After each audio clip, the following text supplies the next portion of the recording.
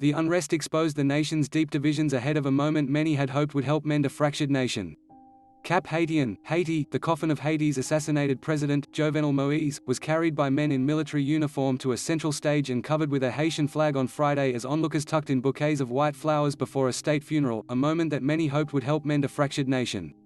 Just hours earlier, the northern city of Cap Haitian, 30 minutes from his family homestead where the ceremony will be held, had burned with anger and frustration, exposing Haiti's deep divisions and the distrust of the elite in the country's less developed north.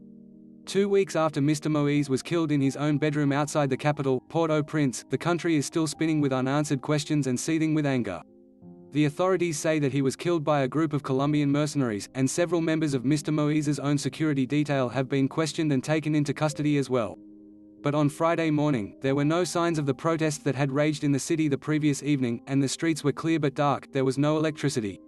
The state funeral, planned for the Moise family homestead less than a half hour from downtown Cap Haitian, was expected to draw diplomats from around the world, including a presidential delegation from the United States, led by Linda Thomas Greenfield, the U.S. ambassador to the United Nations, and officials from throughout the country.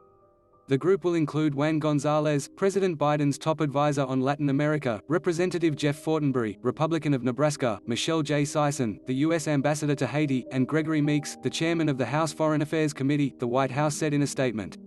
The State Department said that Daniel Foote, a career diplomat, would serve as its special envoy for Haiti on Thursday. He will also be part of the delegation.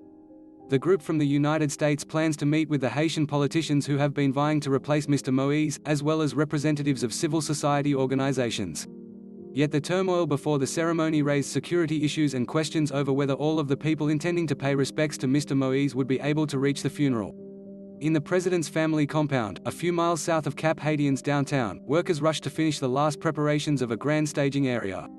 White stands were filled with more than 1,000 white chairs, set in a rectangle around a large tent, with flowing white curtains, where the president's coffin was expected to be laid, surrounded by bouquets of white flowers. As the sun began to lighten the sky, workers rolled out carpets of green astroturf and stapled red and blue ribbons to the stands.